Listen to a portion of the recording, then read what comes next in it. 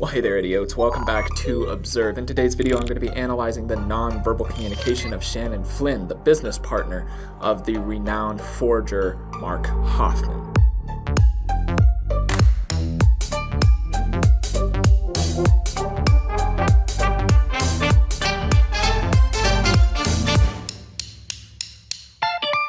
Now, before we take a look at this case, I want to go ahead and hand things over to my partner, Logan, and we'll talk about today's sponsor, which is NordVPN. Wow, Logan, thank you for that amazing introduction. My name is indeed Logan, and I am indeed talking about today's sponsor, which is NordVPN. Now, you might be asking, what on earth is NordVPN? I've never heard another influencer ever talk about NordVPN, so I'm here to clear that up. Imagine that it's more or less a security wall around your information on the internet. It provides internet privacy, but protection is not all that it offers. It also offers flexibility in your internet browsing. Perhaps the most useful form of this is in the field of media streaming. So you live in the US and you want to be able to watch something on Netflix. Well, by this time, most of us have drained Netflix pretty dry of any new consumable content.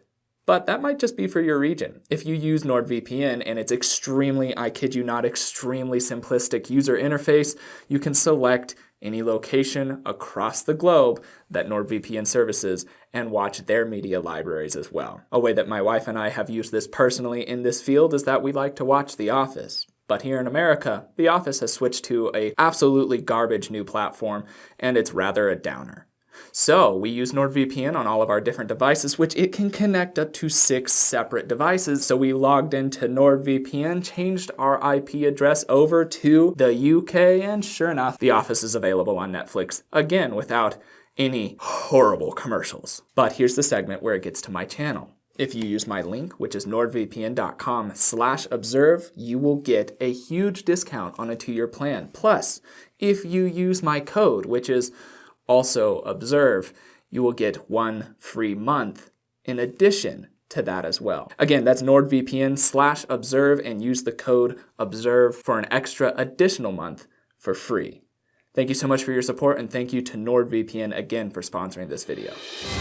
Wow, Logan, that was a really good segment. Thank you so much for sharing with us, and thank you again to NordVPN. Now, back to the actual analysis itself here. Shannon Flynn helped Mark Hofman sell multiple forgeries over the years, and if you haven't seen the recent Netflix documentary, which is titled Murder Among the Mormons, I highly suggest you go and watch that before coming here. Believe it or not, if you have Netflix and NordVPN, regardless of where you are in the world, you will be able to see this docuseries, and I highly suggest you do. Now, I have very limited material to work with on Shannon Flynn. There's not a lot of content out there of him now. There's some of him then and him now, and people wanted me to take a look at a specific segment of the docuseries, and today I will be doing this. Now, something that I want to make clear is that this is going to be a rough read due to the lack of baseline material. I will have to rely on more generalities than specifics that I would like to. This is also across when he was younger and when he was older, so we can hopefully see a little bit of context non-verbally,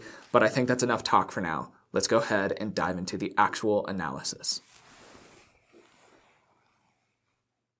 There's a certain amount of detective work, there's a certain amount of excitement, high stakes, valuable pieces. I had taken an interest in LDS church doctrine, probably since I was late teenage years. I remember. So something that I want to point out here, one, you can hear the difference in the voice between now and several years back. There has been some changes in voice, which, believe it or not, this also happens to their nonverbal communication. Your baseline can shift over time. So if I was able to establish a baseline of Shannon then, that doesn't mean that it would be a reliable baseline for Shannon now and vice versa.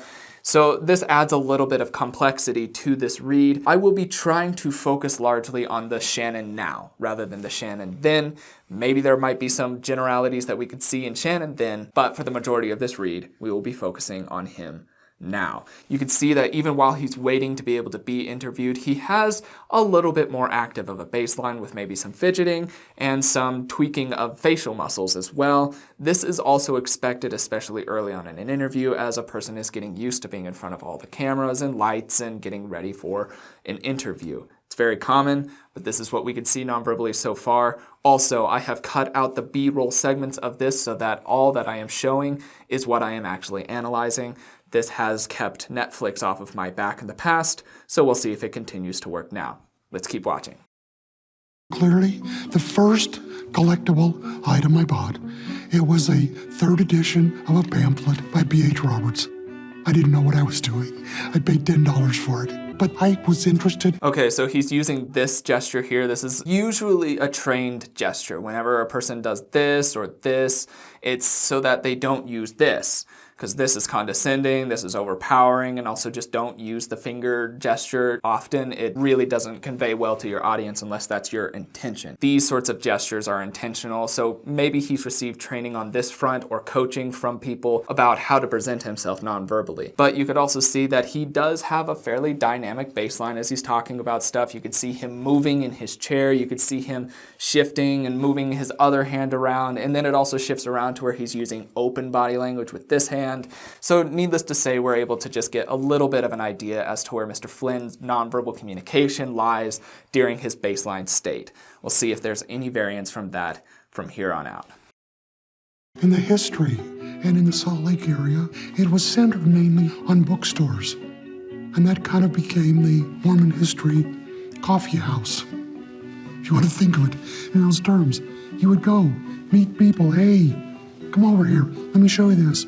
Let's see that book. And it was at that time that he's doing a lot of illustrators. This indicates authenticity. It's easier to do illustrators for genuine recollection rather than a conceived lie, something that you came up with. This isn't guaranteed, by the way. Much of what I'm going to be relying on today isn't going to be a guarantee because, like I said, I'm limited on his nonverbal baseline. But during this time, I would be encouraged to believe that he's telling authentic recollections of how people would come in and do stuff just by using his hands so animatedly. So far, his baseline is very active. It's not a very subdued one. He's a rather active, nonverbal person.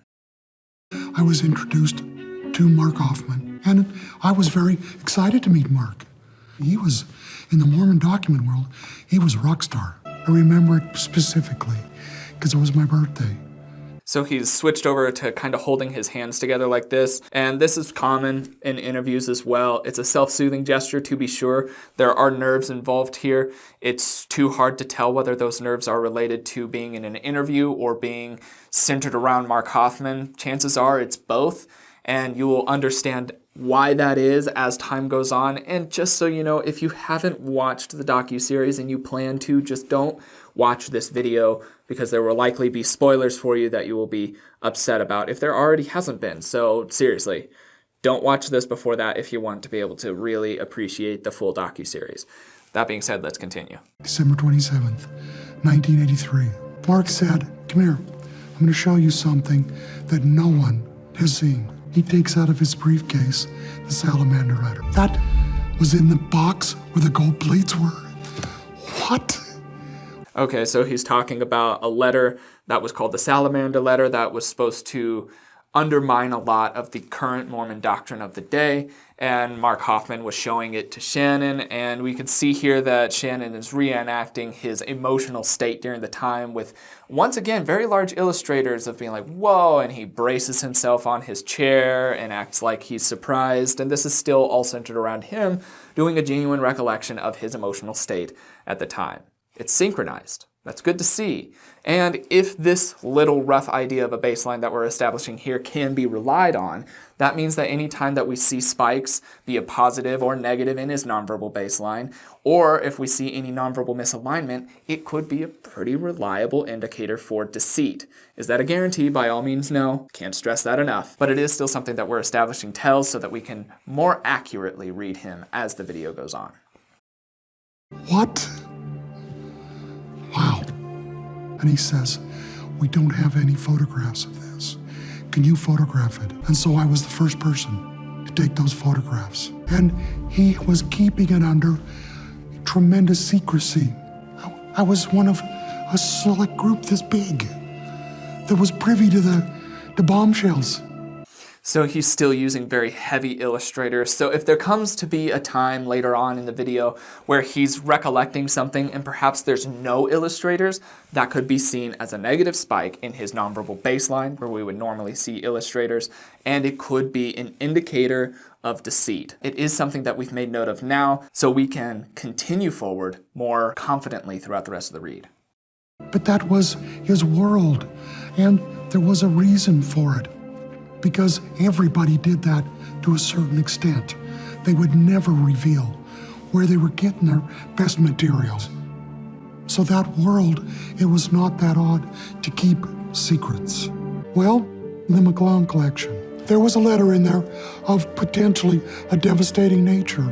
It's a letter that was written by Joseph Smith's wife, which detailed that it was in fact Joseph Smith's older brother who first met Moroni, lifted the stone, saw the gold plates, and after the Salamander letter had significant impact for the church, the McClellan collection was potentially devastating. Devastating. Okay, so he's using the classic push-away defensive gesture, which would be in relation to it being devastating. Nobody's like, it's devastating. Nobody does that. They're not welcoming in the devastating or thought of devastation or anything along those lines, so it's always going to be a push-away. So that is also just showing more synchronized body language. Also, I feel like I should go ahead and let you know this video isn't at all related to the Mormon religion. This video just isn't going to focus on that. So hopefully that's not why you're here. I'm assuming you're not, but just wanted to go ahead and give you that PSA. Steve Christensen had sort of been put in charge from someone in the LDS church, and he was going to go with Mark and get the McClellan collection. You know, secrets just can't be kept. There's an old story. If the only way to keep a secret between two people is to kill one of them. It's kind of true. So that was a mess, right? That verbal recollection of that saying was kind of a mess. And it's interesting that it's a mess. And so far he's been very eloquent, very easy with words, very easy with gestures. Everything's been quite synchronized and quite composed. And then he gets to this little part where he's like, oh, well, the only way to, if there's a secret, if there's two, well, then, I mean, you have to kill one of them. It's kind of true. And that's how he wraps it up. And it's like, we know what you were saying, but not because of how you presented it. And the reason that I bring this to light is because the question is why? Why is this causing him some verbal stammering and stuttering? Well, there's a few reasons for it, to be fair. One, he could be intensifying emotion around this just because it's the concept of the docuseries.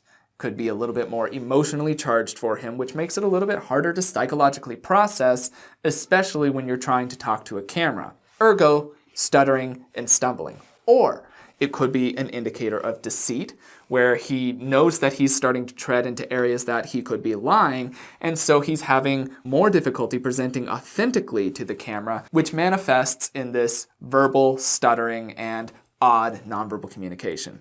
Those two are possibilities. Let's continue to watch throughout the rest of the interview to see where else there might be spikes of nonverbal communication that could alert us to possible deceit.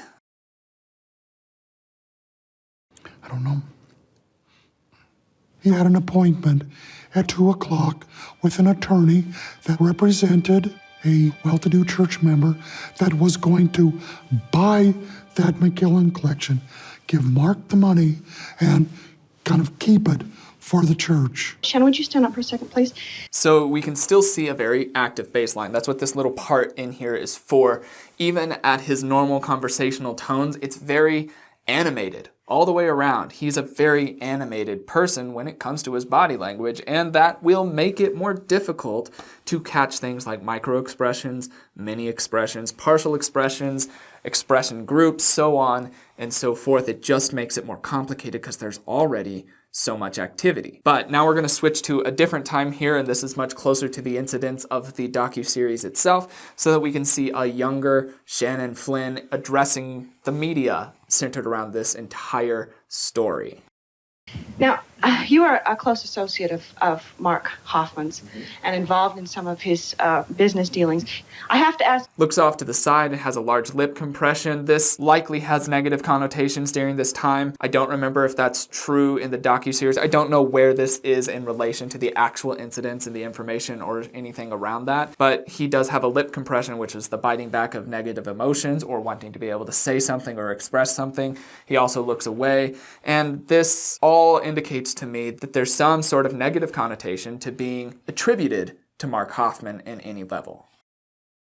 You the same question I asked Brent, straight out. Are you involved in any way in the bombings? In no way whatsoever. Flynn says he was with... Okay, now I know. Just had to wait a little bit longer. So this is afterwards, so this makes sense why he would have those negative emotions. Either one, he's guilty and he doesn't want to be attributed to Mark Hofman, or two, he's not guilty, doesn't want to be attributed to Mark Hofman. But when she asks, are you involved in these bombings, he has an interesting answer. It's still also muddy. I know that you're going to be a little frustrated by how muddy all of this is, but frankly, that's a lot of how nonverbal communication reading goes. There's a lot of gray, and you have to navigate that to be able to hopefully find some black or some white. It's very difficult and it's very nuanced, but he does say in no way whatsoever, and that's a much larger, broader expression for saying, no, I'm not. And so my question is, why did he choose that? And the reason that he chose it is because he just doesn't want to be attributed to Mark Hofman. We don't know why he doesn't want to be, but we know he doesn't want to be. Hofman as late as 10 p.m. the night before the bombings. Explain to me, you were with him the night before the bombings. Was not. You were not? No. Do you know what... There's a huge burst, a huge positive spike in his nonverbal baseline. He starts having some odd respiratory patterns. He starts moving his hands in a self-soothing gesture on the arms of the chairs. You can also see this same gesture on a person's legs. They'll often do it. It's a self-soothing, nervous gesture. He also has some facial tics in there as well that if we were to see just that, it would be read as contempt. I'm not sure it can be read as that in his context, but regardless, compared to his baseline earlier that we established, this is a massive spike. This is a huge red flag. And I would have to ask more questions because his nonverbal answer is very suspicious. It's extremely suspicious to say the least. Why that is, I don't know. But it is suspicious and it deserves more questioning. Mark was doing the night before the bombings? No. When was the last time you saw Mark prior to the bombings? Well, my mind's very thin, but... Okay, so a lot of facial processing and action going on here. He has lip licking, he has eye darting, he has eye blocking. He even flashes this little look of suspicion or contempt or anger, something in that group of emotions at the interviewer himself. When asked this question, he's angry, he's frustrated, and he's nervous about being asked this question. And that could make sense if he is innocent, because he would be frustrated by being asked this question. But also going into this, you would have to expect the question to come out. So my question is then, why is he taken aback so much to be offset so emotionally that he has this sort of display? Why is that the case? If he's guilty, this makes a lot more sense. So those are the two questions that I'm wrestling with here. Let's keep watching the video. It could have been during the daytime, but a phone call or see him, but I don't know. I'm sorry, Mr. Flynn. This is not good. This doesn't present well. He has mouth covering gestures, which can be an indicator of blocking out words that shouldn't be said, quite literally preventing yourself from saying the wrong thing, usually centered around lying, not guaranteed. He also has an odd respiratory pattern with more short breaths, and this indicates nerves. He also has nervous gestures that have a little bit more energy behind them than they have in the rest of his baseline. And he continues having pretty substantial facial tics and eye blocking as well. This is such a massive spike in such an important area that I'm having trouble believing Shannon Flynn here, especially in his odd recollection of being like, well, my mind is not as good as it used to be, so it could have been a phone call or maybe something like that, but I definitely don't think that it could really be in person. Maybe it really falls apart, even verbally. And my question is, why Why are you falling apart so severely here? And you know the two reasons that it could be. So I'm still just trying to unearth what is the more likely truth in this situation. So that's possible, sure. Do you have any idea who? So many ticks. And it's possible, sure. No, Shannon, from what I've seen, it's likely. It's not just possible, it's likely the most possible. That's where I'm at so far with it. Let's see what the rest of this little interview segment has. Who is involved? Are Mormon documents in the middle of it? Personally, I don't think so. I think this is an exercise in futility upon the part of the law enforcement community. They'll spend a large amount of time investigating an interesting subject. Okay, so we can see actually some of his nonverbal facial tics that he has now back then as well. Not as prevalently, but they're still there. You can see them popping up on the side of his face. Along with that, you can hear the nervous pattern of his respiratory system again as he's taking nervous, shallow breaths rather than confident ones. This is an important question. I get why he'd be nervous, but it's still causing some issues with me in regards to now the context of him having the same patterns now. There's a lot of separation, but I still just have questions. I don't have an answer. But one that I don't think necessarily has anything to do with the murders. Do you have any idea who is involved in the bombings behind it? Well, if I did, I'd be the first one to tell. I have no idea. That was a really interesting response. The answer would be no, but he does sound like he's really trying to convince us, and this doesn't necessarily help his case in this instance. The overcompensation can still serve as a red flag. It's not enough for me to go down that path for certain yet, though, so I'm still just adding more and more information before I form my opinion, which I will let you know at the end of the video. I was trying to convince them that I didn't do anything. At that time, I was working with Mark full-time for a living. I always carried a briefcase in those days because when he was dealing, the amounts were in $185,000. 330,000. We're talking big, and especially for 1985, big numbers. Mark had purchased a Toyota MR2. He wanted to go fast in that car and push that thing as fast as it would go. And in those days, I had... So during this time that he's recollecting his activities with Mark, he has genuine happiness in his eyes. You can see that through a little, as you might refer to it as, sparkle in his eyes. And that's commonly caused by the setting of the eyelids and the muscles around the eyes, which express happiness, but you see it as a sparkle, so on and so forth. That being said, he seems to genuinely have happiness centered around the story of him and Mark doing whatever they used to do in their business. That's interesting to me. He still has fond memories of Mark. A real interest in firearms. Mark gave me the money to purchase an Uzi, and that bugger fired full auto. For you Utah boys, that's as dangerous as we've ever been in our lives. And the police questioned me quite closely on his lifestyle. I didn't realize I should have said the moment I walked in that door, I want an attorney. I'm kind of surprised you didn't ask that to begin with. What with the police questioning you centered around things like fully automatic weapons, so on and so forth, the illegal things, I would have considered that earlier on, but he also didn't know what all was in store, to be fair. But once again, all of this is characterized by this fondness of recollection. It's also genuine recollection. As he's looking off to the side, his eyes are narrowing, and this is an expression of genuine recollection. So again, he's recollecting genuinely. It's authentic. He has no reason to lie here, and the most convincing lies are sprinkled in with a lot of truth, so that makes sense as well. He fondly remembers Mark, and he fondly remembers the activities that they used to do. It's very interesting to me. Let's keep watching. Became the #1 news item. They said, "What do you know about this book?" And I said, "Well, I've read it."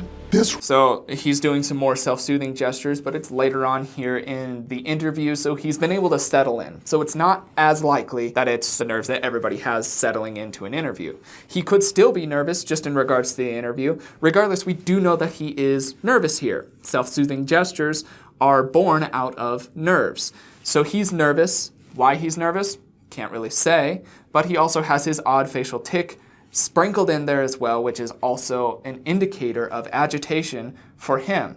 Emotional and psychological agitation plays out in Shannon Flynn in the form of increases in his baseline, spikes in it. We haven't seen very many subdued or negative spikes in his baseline. So far, they've all been positive spikes, which, like I said, can still be more difficult to read, but at least we're getting an understanding as we continue on. Really rang the alarm bells in that police department that night. They got the chief of police, Bud Willoughby, out of bed because they just found Jack the Ripper. Pretty early on in the investigation. Still has actual happiness on his face. Sure, it could be sarcastic, but on another level, it feels like he's proud of that.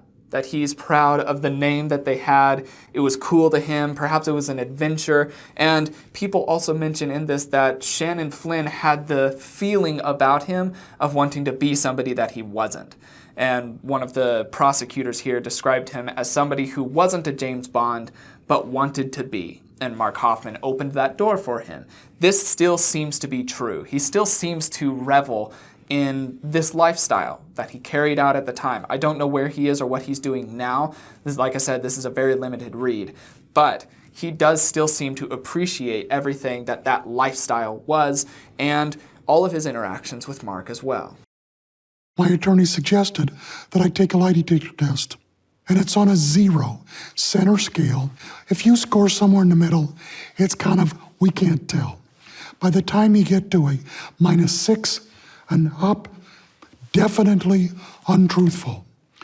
+6 and up, definitely truthful. I scored a +12. Mark had told him that it was in... Okay, so that's interesting. Polygraphs have their flaws, obviously, but the fact that he passed it that well, if he's being honest, it's a little hard to tell, not only because the footage cuts in the middle, but because we don't have enough really to work off of to see full deceit. But if he scored that well on it, the likelihood is that he was telling the truth. Now, that's not always true, especially in the case, if you watch the docuseries, of Mark Hofman, who also passed the test because he knew how to pass the test. I don't see that in Shannon, but that doesn't disqualify the massive nonverbal spike that we saw centered around going and seeing Mark Hofman the night before, or being involved in the bombings in any way. That is not discredited yet. We still have to ask, why was that there? There's still something that caused his mind to have to go into overdrive like that and represent so in his nonverbal communication. Why is my question, and I'll talk about it kind of at the end of this video. Possible for him to get drunk. No, that is not humanly possible. Okay, I'm gonna have a double vodka. He'd pound that thing down. Double whiskey. Another one. And I want to mention, I did no drinking. Just watched. That's not true. Okay, so here's an interesting thing. He's talking about Mark, once again, flashing some of these actual happy, affectionate expressions across his face. But this is important to note. When he says, I did no drinking, it's an obvious lie. Even later on in the docuseries, maybe even here in a couple seconds, he talks about how that was the lifestyle they lived. They went and they drank a bunch, so on and so forth, blah, blah, blah. But he says an obvious lie. And some of those tells, those nonverbal tells, even in the obvious lie, still exist. He still does the rubbing of his hands on the arms of the chair. He has his nervous tic express across his face, and he also puts distance between himself and the interviewer and camera. These all exist in the obvious lie that we know is a lie. So when they show up in that earlier one, that earlier massive spike, my question is, why are these tells centered around this lie that we know is a lie showing up in another time where you say it's not? It's a really interesting question, and it's a really important question to ask. And this is the process of nonverbal communication reading, where we weren't as certain about this being a lie before. Now we're more certain. Now I'm being pushed down the direction of this massive spike earlier in the interview being an indicator of deceit. Let's keep watching. Anyway, within an hour, 15, 16 doubles, straight meets. Justin Scherer said, see, you're drunk. And he said, no, I'm not. So he said, stand up. Mark did. He said, walk around this table. No wobble, no waver, nothing. Now, the back end of that story is, we finally went up to our room. He went in the bathroom and just puked himself green. This is coming from a person who never drank. He grew up Mormon, so it's not normal. So Mark lived this lifestyle, we'll do some business, flash some cash, and we'll drink our heads off. Drink our heads off? He's not even comfortable saying it. He knows that he shouldn't be according to his religion, but he's showing and telling here that he did. He did indeed drink. This hammers home that concept. The earlier burst, closer to the beginning of this interview, was very likely to be an indicator of deceit. Shannon Flynn saw Mark Hofman the night before. I'm almost certain of that. Let's keep watching.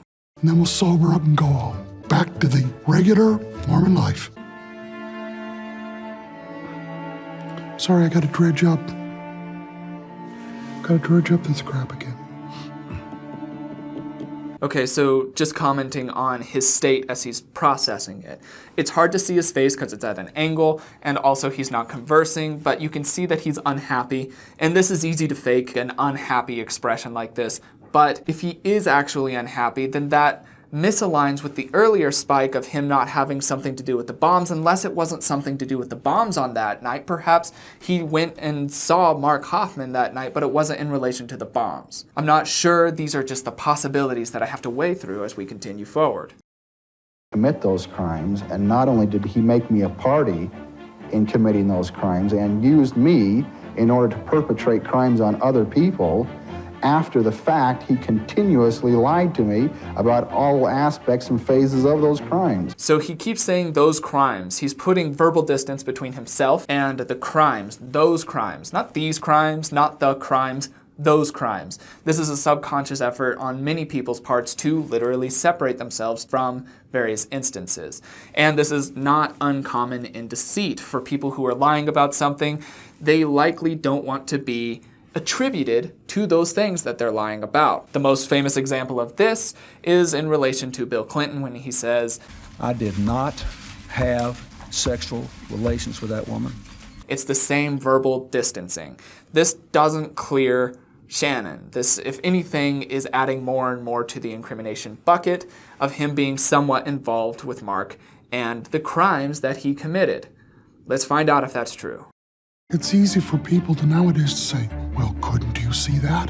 What's the matter with you? Well, you know, hindsight's always 20/20.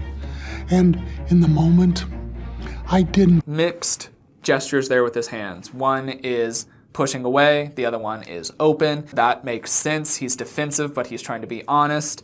And hindsight is always 20/20. No duh. But let's see what his answer is. Suspect because I didn't want to. Just have to be honest about it. I didn't want to.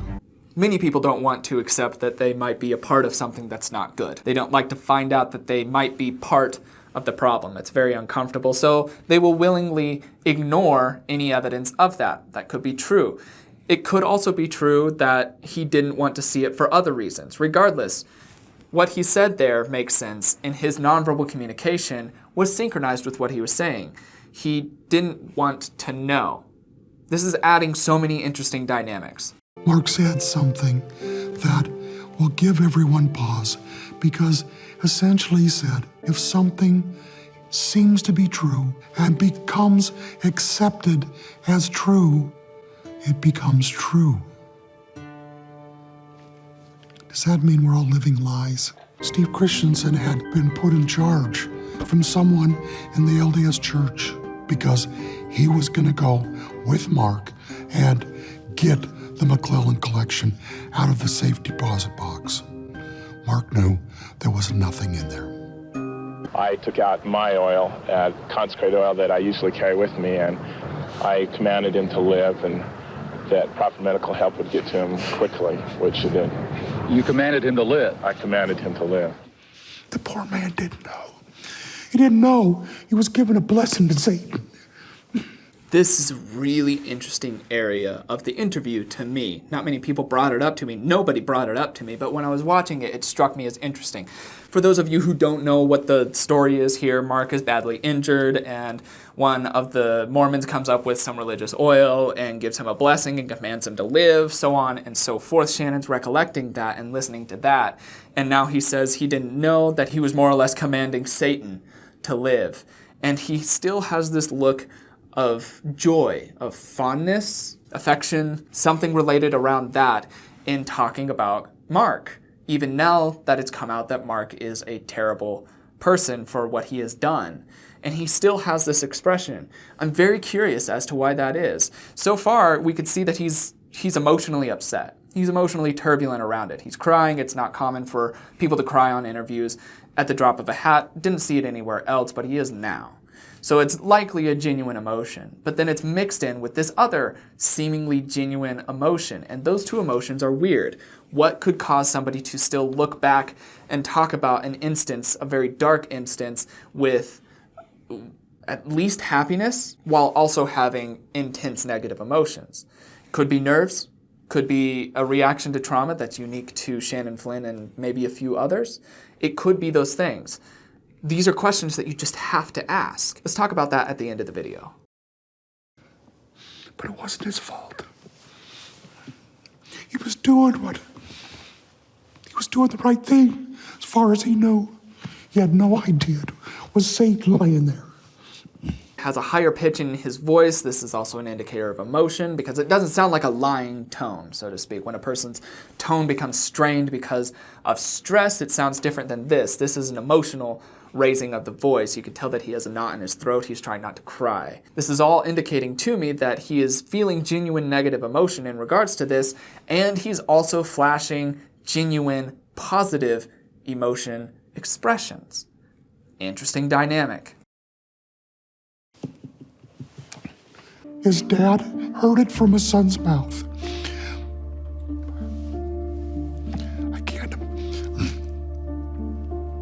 I can't imagine what that would be like. To stand there and know that your son murdered two people in a horrible way. As cruel and as callous as it could be. Putting those nails in that bite bomb for Steve Christensen. It's awful. It's awful what he did. This is all genuine. He's feeling genuine pain, genuine anger, genuine frustration, probably genuine betrayal. Regardless, we can see these expressions on his face, and they're synchronized with his words, which lends me to believe that he's being authentic. He's really upset about what Mark did, but that doesn't change that he still has this fondness and recollection centered around him and the actions that he did and their actions together. Still a very interesting dynamic. That's why I say, rest of his life, he should stay in prison. Notice that he uses his finger this time, the rest of his life. This is an authoritative gesture. He's trying to put more nonverbal emphasis behind this, so the rest of his life. Everywhere else he's used this. The rest of blah, blah, blah, so on and so forth. This has always been his go-to, but now it's this. He really does mean this. This is a nonverbal accenter that really does indicate that he thinks that Mark deserves to be in prison for the rest of his life. So we're still asking, if you feel this strongly about it, why do you also have this much fondness in your recollection of everything centered around Mark? He will never atone for those sins. Never. Just explain that he was very good at what he did. Possibly the best ever. Can I ask a favor? Don't make me answer that. Don't make me answer that. Lip compression mixed with contempt makes sense, especially if he just doesn't want to talk about it. And then also in his answer, it kind of lends towards the contempt side of things as well. Let somebody else do it. I want to make a hero out of him. Because he was fantastic. No one has come close to doing what he has done. So he leans forward and he's gesturing, and this is a passionate speech from him talking about Mark not in a negative light, but in an exonerated light. Interesting. It's very interesting. Let's talk about all of this in just a second here. There's only a small blip of this left. The depth of knowledge and understanding and his autodidactic ability is unprecedented. His ability to deceive, unparalleled. I should have suspected. We all should have suspected. We didn't. People don't want to know. All right. And that there is the end.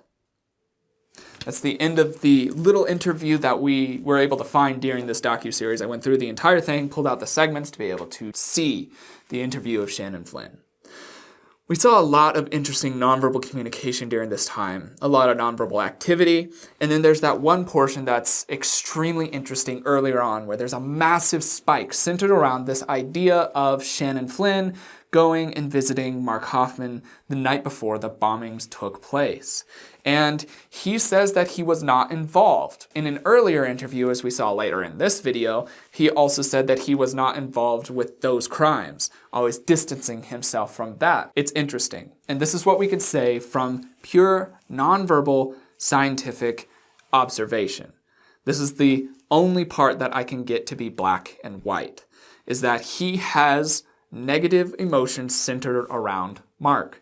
He also has fondness centered around Mark. He might have lied about the night before the bombings, but there is absolutely not nearly enough evidence, especially in this short video, to say that he was involved in it. Regardless, something had to cause him to behave the way he did. He has an adoration of Mark.